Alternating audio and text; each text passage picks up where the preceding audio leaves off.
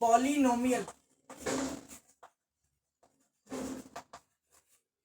जो हमारा चैप्टर है इसको हम कहते हैं बहुपद, इंग्लिश में, हिंदी में। इस चैप्टर को समझने से पहले आपको दो टर्म्स के बारे में पता होना चाहिए, जिसे हम कहते हैं वेरिएबल और एक हमारी रहती है कांस्टेंट। इसे हिंदी में कहते हैं चर, इसे कहते हैं अचर। सबसे पहले समझते हैं कि वेरिएबल का मतलब क्या होता है या फिर कहें चर का मतलब क्या होता है।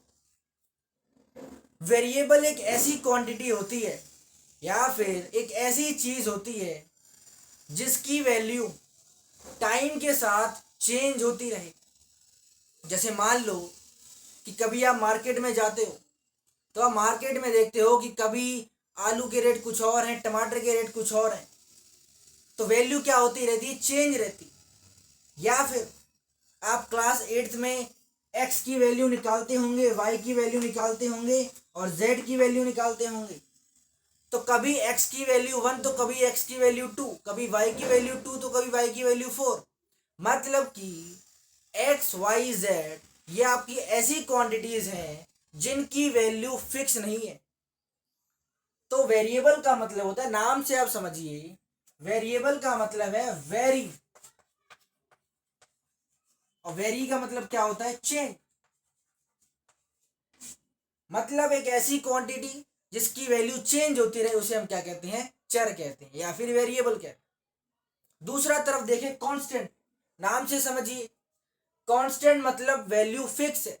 जैसे मान लो आप बचपन में आपने देखा हो, बचपन में आपके 5 रुपए की जो वैल्यू थी वो 5 रुपए ही थी, और आज जब आप बड़े हो गए हैं तब भी 5 रुपए की वैल्यू 5 रुपए ही है। ना तो उसकी वैल्यू बढ़कर 10 रुपए हुई है और ना ही उसकी वैल्यू घटकर 2 रुपए हुई है।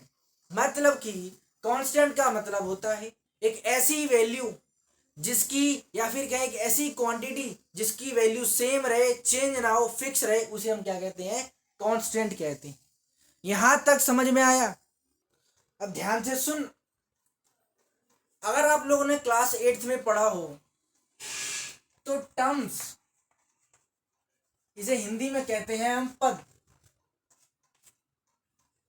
टर्म्स के बेस पर हम इक्वेशंस को 4 चीजों में बांटते हैं। The first one is monomial, second आपका बाइनोमियल, थर्ड आपका ट्राइनोमियल और फोर्थ आपका पॉलिनोमियल। इसे हिंदी में कहते हैं एक पद, द्विपद, इसे कहते हैं त्रिपद और इसे कहते हैं बहुपद। क्लास 8th में आपका चैप्टर था जहां पर आप लोगों ने देखा होगा कि टर्म्स के बेस पर हम इक्वेशंस को 4 चीजों में ट्रांसफर करते हैं या 4 चीजों में बांटते हैं। The first one is monomial. Monomial का मतलब होता है एक ऐसी इक्वेशन जिसमें सिर्फ एक ही टर्म हो। एग्जाम्पल के तौर पर लें, मोनोमियल का मतलब है कि एक ऐसी इक्वेशन जहां पर सिर्फ एक टर्म हो। सबसे पहले समझते हैं कि टर्म्स का मतलब क्या होता है। टर्म्स का मतलब होता है, जैसे मान लो मैं 2x लिख रहा हूं या मैंने 3x लिखा या मैंने 4 लिखा, 5 लिखा, तो ये जो मेरा एक चीज है, ये मेरा एक चीज है, इसे मैं एक चीज को मैं कहता हूं टर्म। अगर मान लो मैं लिखूं 2x + 3, तो ये मेरी एक टर्म हुई, ये मेरी एक टर्म हुई। टोटल कितनी टर्म हो गई, 2 टर्म। समझ में आया? टर्म्स का मतलब होता है एक सिंगल वैल्यू, एक सिंगल वैल्यू को भी हम क्या कहेंगे, टर्म कहेंगे।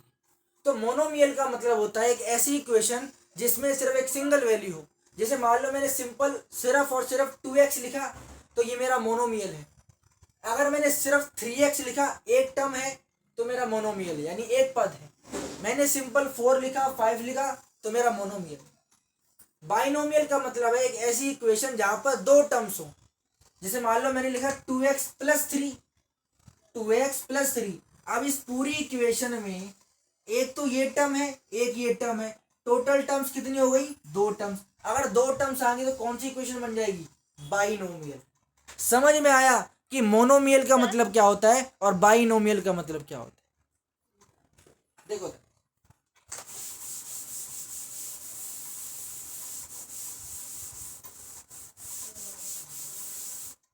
दोबारा देखिए, कोई बात।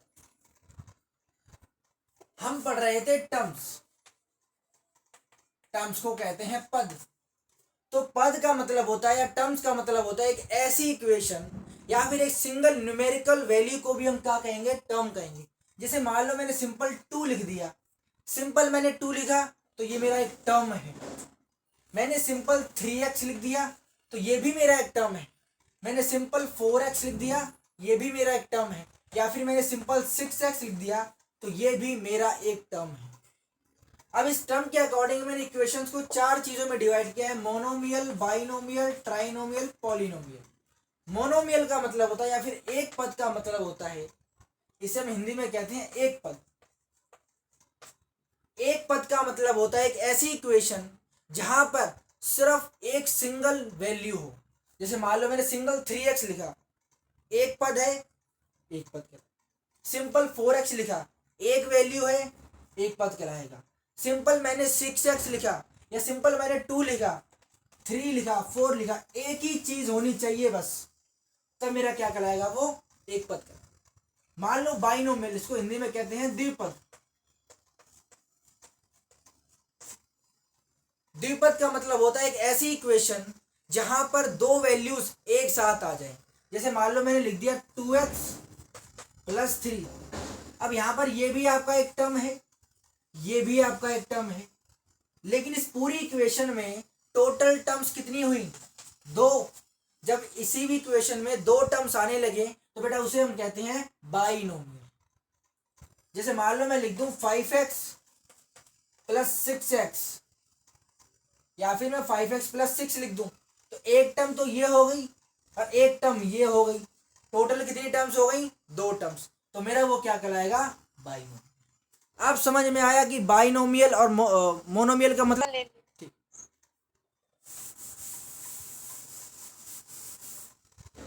अब हम समझ रहे हैं ट्राइनोमियल का मतलब क्या होता है। ट्राइनोमियल का मतलब होता है त्रिपद। मतलब कि एक ऐसी इक्वेशन जहां पर 3 वैल्यूज एक साथ आ जाए।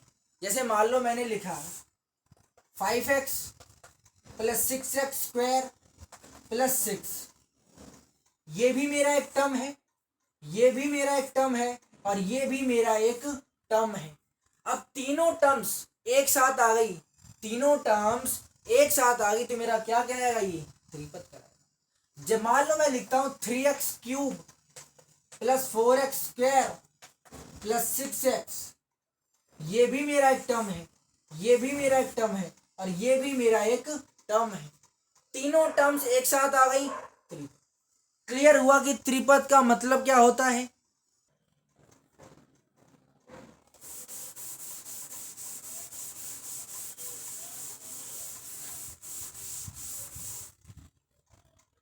अब देखना ध्यान से। अभी तक हमने पॉलिनोमियल्स को या कहें सिंपल इक्वेशंस को सिर्फ टर्म्स के अकॉर्डिंग क्लासीफाई किया है। पद के अकॉर्डिंग हमने सिर्फ क्लासीफाई किया है: monomial, binomial, trinomial, polynomial, cubic polynomial. अब हम क्या करने वाले हैं? अब हम इक्वेशंस को एक अलग तरीके से क्लासीफाई करने वाले हैं। आपके सिलेबस में 3 से 4 इक्वेशंस आपको पढ़नी है, जिसमें से सबसे पहली इक्वेशन हम पढ़ रहे हैं लीनियर इक्वेशन।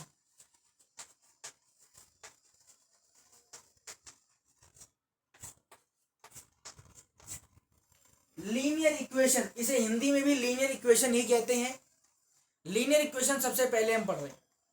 लीनियर इक्वेशन का मतलब होता है एक ऐसी इक्वेशन जिसमें सिर्फ और सिर्फ ओनली वन वेरिएबल हो।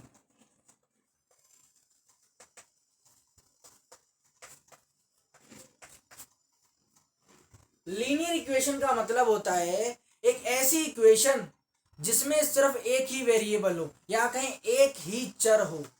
वेरिएबल का मतलब क्या होता है? एक ऐसी वैल्यू जो चेंज होती रहे, जो फिक्स ना रहे। और कांस्टेंट का मतलब क्या होता है? एक ऐसी वैल्यू जो टाइम के साथ कभी भी चेंज ना हो, उसे हम कहते हैं कांस्टेंट।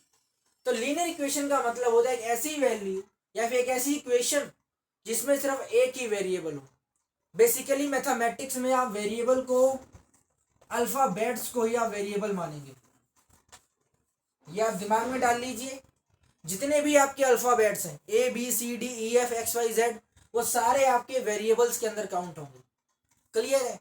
तो समझते हैं लीनियर इक्वेशन क्या होती है। आपको बताया कि लीनियर इक्वेशन एक ऐसी इक्वेशन होती है जिसके अंदर सिर्फ एक ही वेरिएबल हो।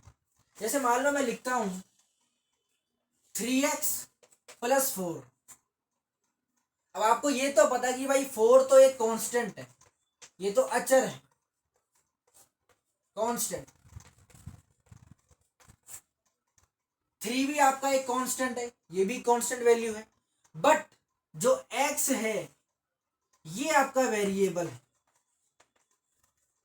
ये आपका अचर है। क्योंकि अभी आपको बताया है कि जितने भी अल्फाबेट्स है वो सारे क्या होते हैं? वेरिएबल्स होते हैं। तो x आपका क्या हुआ? वेरिएबल हुआ। अब इस इक्वेशन को ध्यान से देखो, तो इस इक्वेशन में सिर्फ एक ही वेरिएबल प्रेजेंट है, बाकी सारे क्या है? कांस्टेंट। 3 भी कांस्टेंट, 4 भी कांस्टेंट, ओनली वन वेरिएबल। तो बेटा ऐसी इक्वेशन जिसमें सिर्फ एक ही वेरिएबल हो उसे हम कहते हैं लीनियर इक्वेशन। क्लियर हुआ कि लीनियर इक्वेशन का मतलब क्या होता है? ये तो मैंने सिंपल सी एक इक्वेशन लिख दी, आपने बता दिया कि वो मेरी लीनियर इक्वेशन है। अब ध्यान से सुनना,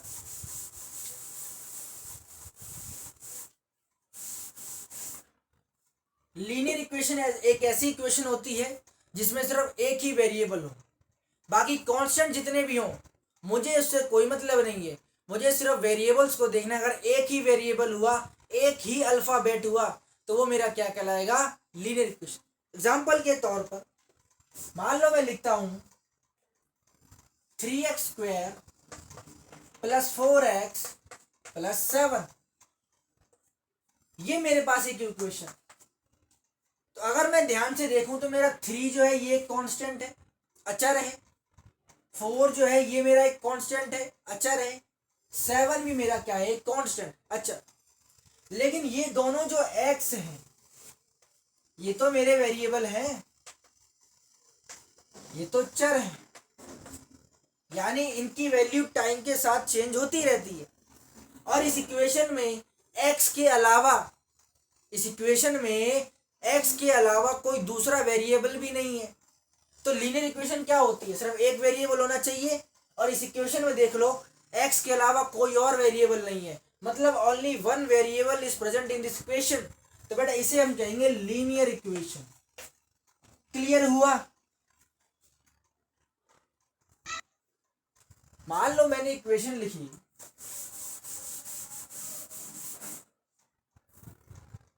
ये मैंने सिंपल सी इक्वेशन लिख दी 3x² + 4x + 7। अब बेटा मुझे पता है कि 3 मेरा कांस्टेंट है, अचर है, इसकी वैल्यू तो अलग ही है। 4 भी मेरा अचर है, 7 भी मेरा कांस्टेंट है। बचा क्या? ये x। इस इक्वेशन को ध्यान से देखो और मुझे देख कर बताओ, क्या इस इक्वेशन में x के अलावा कोई दूसरा वेरिएबल प्रेजेंट है? लीनियर इक्वेशन की डेफिनेशन क्या होती है? एक ऐसी इक्वेशन जिसके अंदर सिर्फ एक ही वेरिएबल हो, एक ही चर हो। तो इस इक्वेशन में एक ही चर तो है, तो ये मेरा क्या कहलाएगा? लीनियर। ये मेरे पास इक्वेशन है। ये लीनियर इक्वेशन की जो फॉर्म होती है, अभी तक आप 8th क्लास में जो पढ़ते आ रहे थे, इस फॉर्म को हम बोलते हैं ax² + bx + c = 0। ये फॉर्म ध्यान रखना, बड़ी ही इंपॉर्टेंट फॉर्म है। ये आपको आगे एक्सरसाइज में जब करोगे तब आपको बहुत काम आएगी। ध्यान से देख लो, बिल्कुल ये जो फॉर्म है इक्वेशन की, बिल्कुल इससे मैच कर रही है। यहाँ पर x², यहाँ पर भी x², यहाँ पर x, यहाँ पर भी x, यहाँ पर c, c का मतलब कांस्टेंट, कांस्टेंट मतलब अचर, ये देख लो कांस्टेंट। ए बी सी इनकी वैल्यू बदल सकती है, एक्स स्क्वायर एक्स। क्लियर हुआ? ये जो इक्वेशन है बेटा ये आपकी फॉर्म ऑफ लीनियर इक्वेशन होती है। लीनियर इक्वेशन की क्या फॉर्म होती है? A X square plus B x plus C equal to 0। Clear हुआ? तो ये आपको बताया कि लीनियर इक्वेशन की फॉर्म क्या होती है, A X square plus B x plus C equal to 0। तो ये थी हमारी पहली टाइप की इक्वेशन जो हमने अभी देखी। अब आगे देखेंगे सेकेंड टाइप की जो हमारी इक्वेशन है बेटा वो है हमारी क्वाड्रेटिक इक्वेशन।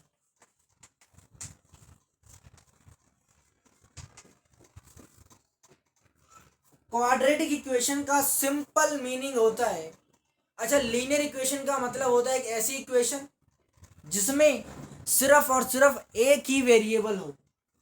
तो क्वाड्रेटिक इक्वेशन का बेटा मतलब हुआ एक ऐसी इक्वेशन जिसमें एक से ज्यादा वेरिएबल हो, यानी कि 2 वेरिएबल्स, 2 चर। जब भी किसी इक्वेशन में 2 वेरिएबल 2 चर मिल जाए आपको, वो आपका कहलाएगा क्वाड्रेटिक इक्वेशन। एग्जाम्पल के तौर पर लेते हैं, मान लो मैंने लिख दिया 3x square plus 4y plus 7 equal to 0। अब ध्यान से देखना, 3 4 7 बेटा ये तो आपके कांस्टेंट टर्म है, 3 4 एंड 7 ये तो आपके कांस्टेंट टर्म है। बचा आपका x और y। अब यहां पर आप देख रहे हो कि आपको हर तरफ x नहीं मिल रहा है, x एंड y मिल रहा है। 2 वेरिएबल्स आ गए तो वो मेरा क्या कहलाएगा, क्वाड्रेटिक इक्वेशन। क्लियर हुआ कि क्वाड्रेटिक इक्वेशन का मतलब क्या होता है? ये था हमारा सिंपल सा फॉर्मूला। अब मान लो मैं लिखता हूं 4x cube 7x square 6x 5y plus 6 equal to 0। अब ध्यान से देखना, यहां पर आप देखोगे 4 7 6 5 6 ये सारी टर्म आपकी कांस्टेंट टर्म है, यानी अचर वैल्यू है, ये चेंज नहीं होती है। बचा क्या आपका, यहां भी x, यहां भी x, यहां भी x और यहां पर y। अगर आप देखोगे x 3 बार आ रहा है, y 1 बार, लेकिन है तो टोटल 2 ही वेरिएबल x और y ही तो आ रहे हैं। क्या इसके अलावा मुझे देखकर बताओ इस इक्वेशन में x और y के अलावा का कोई दूसरा वेरिएबल आ रहा है? तो क्वाड्रेटिक इक्वेशन का मतलब होता है एक ऐसी इक्वेशन जिसमें सिर्फ 2 वेरिएबल्स हो, 2 वेरिएबल्स ये मेरा। क्लियर हुआ यहां तक?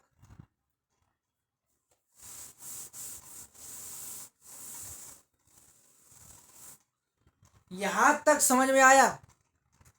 अब देखो ध्यान से, ये मैंने आपको एग्जांपल लिखकर दिया था 3x square plus 4y plus 7 equal to 0। जैसे आपको लीनियर इक्वेशन की फॉर्म बताई थी ax square plus B x plus C equal to 0, उसी तरह क्वाड्रेटिक इक्वेशन की बेटा फॉर्म होती है ax square plus B Y plus C equal to 0।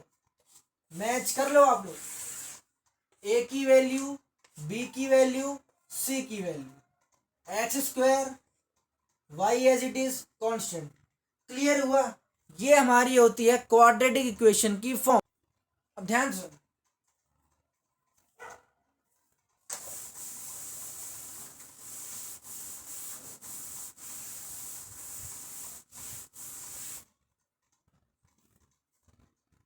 जैसे मान लो मैंने आपको एग्जांपल लिख के दिया 3x square plus 4x plus 7 equal to 0। अब यहां पर हम लोग एक नई टर्म को पढ़ने जा रहे हैं जो कि है हमारा कोफिशिएंट।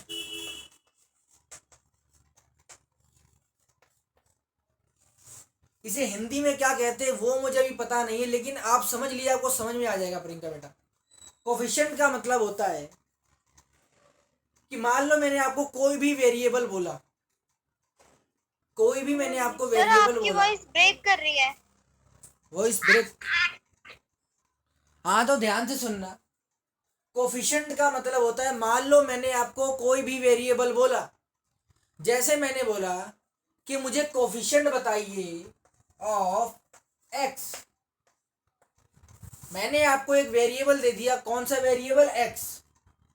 तो जब मैंने आपको एक्स वेरिएबल दे दिया, मैं आपसे एक्स वेरिएबल का कोफिशिएंट पूछ रहा हूँ। कोफिशिएंट का मतलब बोला है, कोफिशिएंट का मतलब होता है कि आपको जो भी वेरिएबल बताया गया है उसके आगे जो नंबर है, that is the coefficient. Clear हुआ?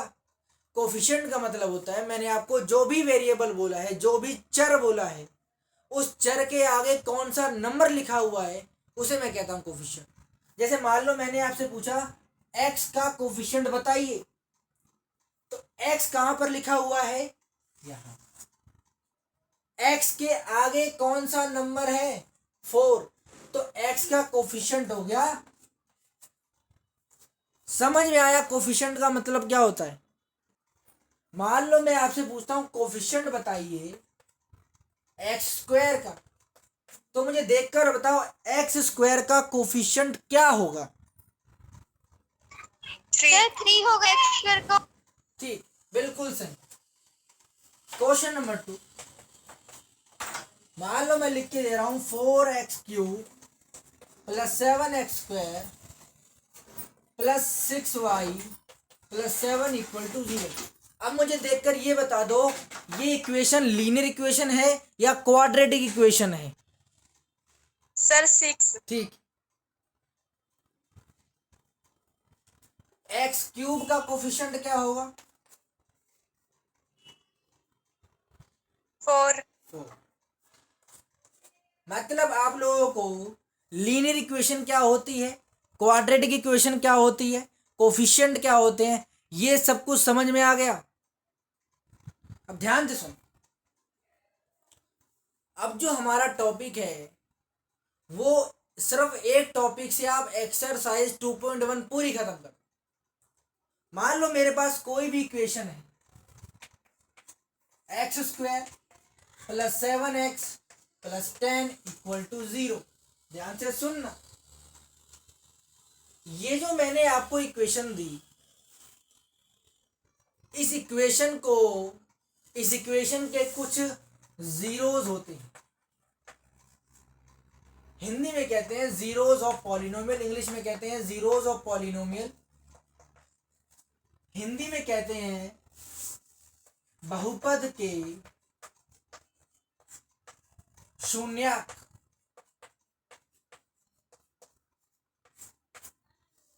मतलब समझेंगे कि जीरोज ऑफ पॉलिनोमियल से मतलब क्या होता है। जीरोज ऑफ पॉलिनोमियल का मतलब होता है उस इक्वेशन में आपको जो भी वेरिएबल दे रखा है, उस इक्वेशन में आपको जो भी वेरिएबल दे रखा है उसकी एक ऐसी वैल्यू, उसकी एक ऐसी वैल्यू ताकि वो पूरी टर्म 0 के बराबर हो जाए। तो यहां पर अगर मैं देखूं तो x की एक ऐसी वैल्यू मुझे चाहिए जिससे ये पूरी टर्म 0 हो जाए, तो वो मेरा क्या कहलाएगा? Zero of the polynomial. या फिर मान लो मैं आपको दूसरी इक्वेशन लिख के देता हूं, 2x² plus 4x plus 8 equal to 0। तो इसके 0 का मतलब होगा एक ऐसी इक्वेशन, या फिर कहें x की एक ऐसी वैल्यू जिसमें, जिसकी वजह से मैं, अगर मैं इसमें x की वैल्यू डालूं तो मेरी पूरी टर्म किसके बराबर हो जाए? 0 के बराबर। मतलब समझ के आया कि जीरो ऑफ द पॉलिनोमियल। देखो, जो जीरो ऑफ पॉलिनोमियल है,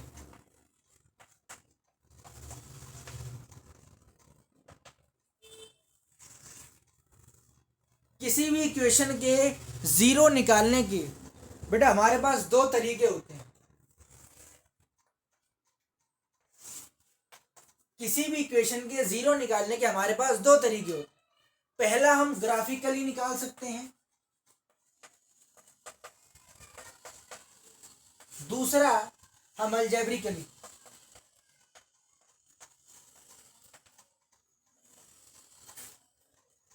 ग्राफिकली इसमें इस कंसेप्ट के ऊपर आपकी एक्सरसाइज 2.1 है। इसके आगे हम 2.2 करेंगे। सबसे पहले हम देखेंगे कि ग्राफिकली कैसे निकाल सकते हैं। बिल्कुल ध्यान से सुनना, आप सारे क्वेश्चंस खत्म करो। देखो बेटा, ग्राफिकली का मतलब होता है कि मान लो ये मेरे पास एक ग्राफ है। अब ध्यान से सुनना, अभी तक आपने सिर्फ ऐसे ही ग्राफ बनाया होगा नॉर्मली। अभी आप ऐसे ग्राफ देखोगे मैथमेटिक्स में, ये हमारा ग्राफ होता। ये बेटा आपका फर्स्ट क्वाड्रेंट, सेकंड, थर्ड, ठीक। अब ध्यान से सुनना, आपसे बोर्ड में क्वेश्चन कैसे पूछेगा। मान लो मैंने आपको कोई भी एक कर्व दिया, ये दिया, ये मैंने आपको कोई भी एक कर्व बनाकर दे दिया। अगर आपको पता हो तो बेटा ये जो इधर जा रही है इसे मैं कहता हूं एक्स एक्सिस, इसे मैं कहता हूं जो ये ऊपर जा रही है वाई एक्सिस। ये समझ में आ रहा है जो समझा रहा हूं? एक्स एक्सिस और वाई एक्सिस, ये मेरा एक्स एक्सिस, ये मेरा वाई एक्सिस। तो आपसे बोर्ड में क्वेश्चन कैसे पूछेगा? वो आपको एक ग्राफ बनाकर दे देगा जैसे मैंने आपको दिया है, और आपसे पूछेगा इस कर्व के कितने जीरोज हैं, ग्राफिकली बताइए। फाइंड द आप एक बार जीरोज। रिपीट कर दो। हाँ जी, ध्यान से सुनो।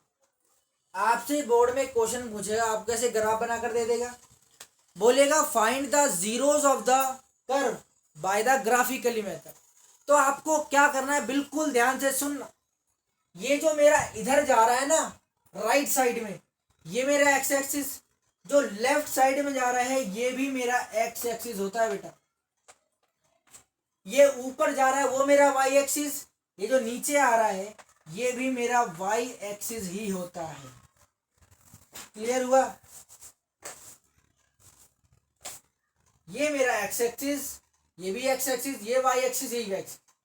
तो एक बार ध्यान रखना, ग्राफ में जब भी आपको जीरोज निकालने के लिए बोले तो आपको सिर्फ एक काम करना है, आपको ये देखना है कि ये जो ग्राफ है, ये जो ग्राफ है वो कितनी बार एक्स एक्सिस को टच कर रहा।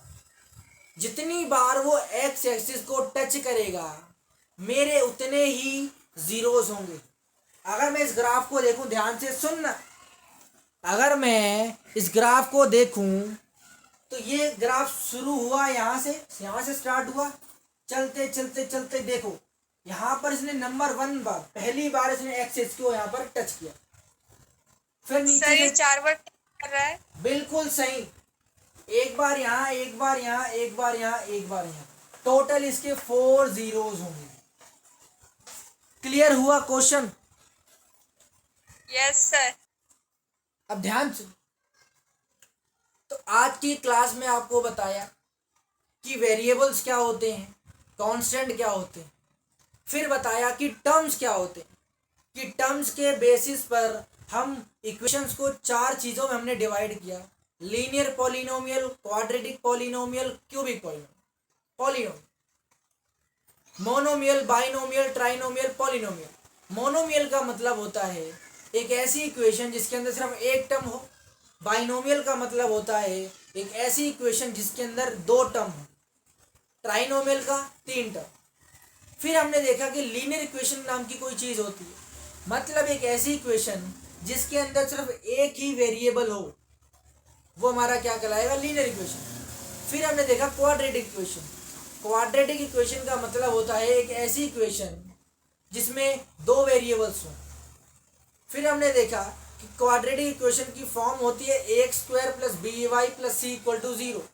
फिर हमने देखा कोफिशिएंट नाम की भी कोई चीज़ होती है, मतलब मैं आपको जो भी वेरिएबल बोल रहा हूँ उसका कोफिशिएंट निकालने के लिए, तो उसके आगे जो भी नंबर लिखा हुआ है उसे मैं कहता हूँ कोफिशिएंट। फिर हमने देखा कि जीरोज निकालने के 2 तरीके होते हैं, एक ग्राफिकली, एक अलजेब्रिकली। ग्राफिकली जितनी बार एक्स एक्सिस को काटेगा वो मेरे जीरोस हो जाएंगे। क्या आज जो भी आपको पढ़ाया है वो सब आपको समझ में आया है? ओके क्लास, तो आज लोग आप लोगों को क्लास 10th के chapter number 1 chapter number 2 polynomials का थोड़ा बहुत इंट्रोडक्शन दिया है। क्या वेरिएबल होते हैं, क्या कांस्टेंट होते हैं। जब हम नेक्स्ट वीडियो में मिलेंगे तब हम नए क्वेश्चंस कर रहे होंगे, नए मेथड्स पढ़ रहे होंगे। तब तक के लिए okay bye and take care of yourself.